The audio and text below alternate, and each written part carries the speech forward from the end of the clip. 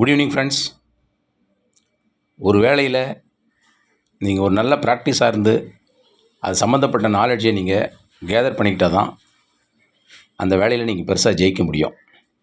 For example, ஒரு cricket player இருக்கார் அப்படின்னா அதுக்கு முன்னாடி அவருக்கு நிறைய ப்ராக்டிஸ் இருக்குது. அந்த ப்ராக்டிஸை கிரவுண்டில் கொண்டு வந்து எல்லா ஆடியன்ஸ் முன்னாடி ப்ரெசன்ட் பண்ண போகும்போது தான் அவருக்கு உண்டான சக்ஸஸோ இல்லை ஃபெயிலியரோ கிடைக்குது. அவர் நல்ல முறையில் ப்ரெசன்ட் பண்ணியிருந்தார்னா, அதாவது ப்ரெசன்ட் மீன்ஸ் என்ன சொல்ல வரேன்னா, நல்லா எஃபர்ட் பண்ணி நல்லா ப்ளே பண்ணியிருந்தார்னா நிச்சயமாக அவருக்கு சக்ஸஸ் கிடைக்கும். அதுக்கு முன்னாடி சில ஃபார்முலாஸ் இருக்குது. ஆப்போசிட் பர்சன் எப்படி பால் போட்டால் அதை எப்படி எதிர்கொள்கிறது, அதே கான்செப்ட் தான் ஃப்ரெண்ட்ஸ் நம்முடைய மார்க்கெட்டிங்லேயும்.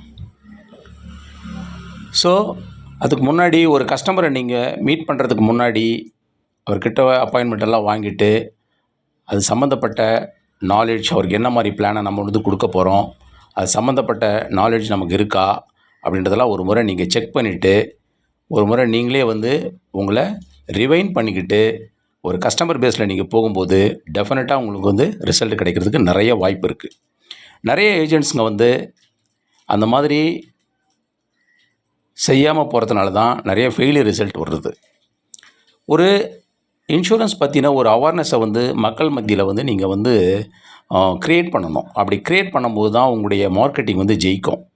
நீங்கள் வெறுமனே ஒரு பிளானை பற்றி பேசும்போது அந்த பிளான் யாருக்கு சூட் ஆகும், எதுக்காக நீங்கள் இந்த பிளானை போடணும், இந்த பிளான் உங்கள் ஃபேமிலிக்கு ஃப்யூச்சரில் என்ன பலனை கொடுக்கும் அப்படின்றத பற்றின ஒரு நாலேஜை கஸ்டமர் பேஸில் நீங்கள் விதைக்கப்படும் போது உங்களுக்கு ஒரு நல்ல அறுவடை கிடைக்கிறதுக்கான வாய்ப்புகள் நிறையவே இருக்குது. அந்த வகையில் நாம் இன்றைக்கி பேச போகிற டாபிக் ஜீவன் உத்சவ். இன்றைக்கி ஷார்ட் பீரியடில் எல்ஐசியே ஒரு பெரிய கலக்கிட்டு இருக்கிற ஒரு மிகப்பெரிய பிரம்மாண்டமான ஒரு பிளான் ஜீவன் உத்சவ். ஸோ அந்த பிளானை பற்றின ஹார்ட்போர்ட் ப்ரெசன்டேஷன்ஸ் தான் இப்போ இருக்கிற சப்ஜெக்டு. இந்த ஹார்ட்போர்ட் ப்ரெசன்டேஷனை எப்படி யூஸ் பண்ணணும் அப்படின்னா, ஒரு கஸ்டமர்கிட்ட நீங்கள் பக்கத்தில் உட்கார வச்சுட்டு இந்த கஸ்டமர்கிட்ட நீங்கள் பேசுகிறத குறைச்சிடணும். இதில் என்ன டவுட் இருக்குது சார்ன்றதை நீங்கள் கேட்கணும். ஓகேவா? ஏன்னா ஒவ்வொரு பேஜும் மொத்தம் இந்த ஹார்ட்போர்ட் ப்ரெசன்டேஷனில் 4 பேஜ் இருக்கும். 4 பேஜில் 4 விதமான ப்ரெசன்டேஷன்ஸ் இருக்கும். ஓகேங்களா? ஸோ அதனால் நீங்கள் எப்போவுமே ஒரு கஸ்டமருடைய மீட் பண்ணுறதுக்கு முன்னால் அந்த கஸ்டமருடைய நீடு என்ன, ஒரு கஸ்டமர் அவருடைய பேக்ரவுண்ட் என்ன, ஸோ அவருக்கு என்ன மாதிரி பிளானை கொடுத்தா யூஸ்ஃபுல்லாக இருக்கும், இப்படியெல்லாம் தெரிஞ்சுக்கிட்டு ஒரு சர்வீஸ் பேஸ்டாக நீங்கள் ஒர்க் பண்ணும்போது நிச்சயமாக அந்த கஸ்டமர் உங்களை நம்புவார். உங்களுக்கு ரிசல்ட்டுங்கிறது சக்ஸஸ் ரிசல்ட்டாக தான் இருக்கும். So Utsav page number 1.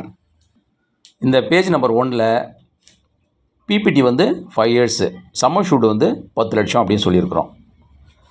அதில் டோட்டல் ப்ரீமியம் வருஷத்துக்கு அவர் கட்டக்கூடிய premium amount 2,31,000.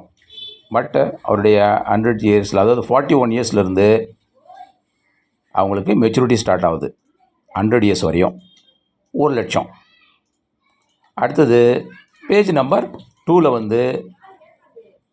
Summer assured 25 lakhs, PPT 7 years.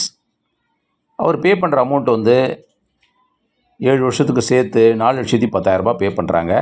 அதில் ரிலாக்ஸேஷன் டைமிங் குறைஞ்சபட்சம் ஒரு 2லேருந்து 3 வருஷம் ரிலாக்ஸேஷன் டைமிங் கிடைக்கும். அதுக்கப்புறம் இன்கம் ஸ்டார்ட் ஆகிற ஏஜ் 18th இயர். பையனுடைய ஏஜ் 18th இயர்லேருந்து உங்களுக்கு வருஷத்துக்கு 2.5 லட்ச ரூபா கிடைக்கும். எப்போது ஒரு 100 வருஷம் வரையும் கிடச்சிட்டே இருக்கும். எவ்ரி இயர் கிடைக்கும். அடுத்து பேஜ் நம்பர் 3ல் சம்மர் ஷூட் 40 lakhs. இதில் பிபிடி 10 இயர்ஸு. டோட்டல் அமௌண்ட் வருஷத்துக்கு 4.5 லட்ச ரூபா கட்டுறாங்க. அவங்களுடைய 20வது வருஷத்துலேருந்து 100 வருஷம் வரையும் எவ்ரி இயர் 4 lakhs rupees கிடைக்குது. ஓகேவா? ஸோ இந்த மாதிரி அவங்களுக்கு ரொம்ப ஷார்ட் அண்ட் ஸ்வீட்டாக நீங்கள் கஸ்டமர்கிட்ட பேசும்போது ஷார்ட் அண்ட் ஸ்வீட்டாக பேச கற்றுக்குங்க. கஸ்டமர் என்ன கேட்குறாரு அதுக்குண்டான பதிலை பர்டிகுலர் ஏஜென்ட்ஸ் சொல்லப்படும் போது 2 பேருடைய வேவ்லேருந்தும் ஒரே நேர்கோட்டில் போகுது அப்படின்னா டெஃபினட்டாக உங்களுக்கு சக்ஸஸ் ரிசல்ட் தான். கஸ்டமர் ஒன்று கேட்குறாரு, நீங்கள் ஒரு பதிலை சொல்கிறீங்க அப்படின்னா உங்களுக்கு ரிசல்ட் கிடைக்கிறது மிக மிக மிக மிக குறைவு, 99%.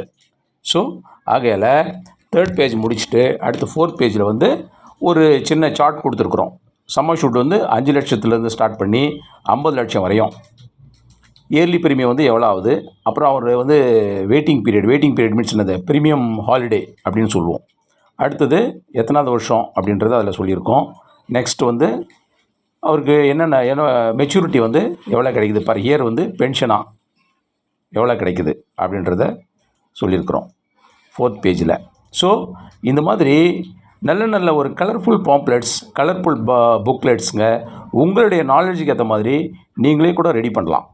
அந்த மாதிரி பண்ணி கஸ்டமர் பேஸில் போகும்போது நீங்கள் கொடுக்குற ப்ரெசன்டேஷனை வச்சு தான் உங்களை ஒரு கஸ்டமர் வந்து எடை போடுவாருங்கிறத எந்த காரணத்தை கொண்டு மறந்துடாதீங்க. நீங்கள் பிளாக் அண்ட் ஒயிட்லேயோ இல்லை சிங்கிள் தாள்லேயோ உங்களுடைய பட்ஜெட்டை மனசில் வச்சுக்கிட்டு நீங்கள் பண்ணி ரிசல்ட் எடுக்கணும்னு ஆசைப்பட்டீங்கன்னா டெஃபினட்டாக அது வந்து உங்களுக்கு நெகட்டிவ் ரிசல்ட்டாக தான் இருக்கும். எனவே உத்சவ் வந்து எல்லாருமே நல்லா பண்ணிகிட்ருக்காங்க த்ரூஅவுட் ஆல் ஓவர் இந்தியா. நீங்களும் நல்லா பண்ணுங்கள். ஸோ நல்லா பண்ணி கூடிய சீக்கிரம் ஒரு MDRT, COT, TOT இந்த மாதிரி ஒரு கோலை அச்சீவ் பண்ணுங்கள். வாழ்த்துக்கள்.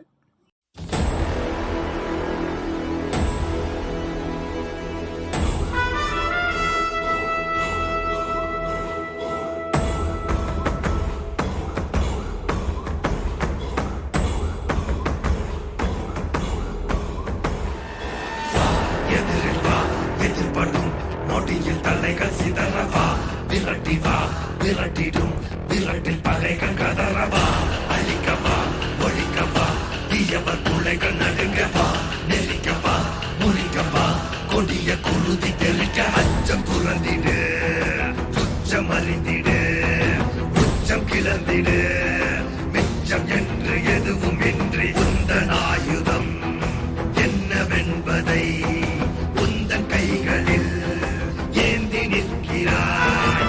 அந்த ஆயுதம் என்ன செய்திடும், அச்ச கூச்சல் அடங்கும் முன்னே மொத்தம் கிள்ளி வீசிட.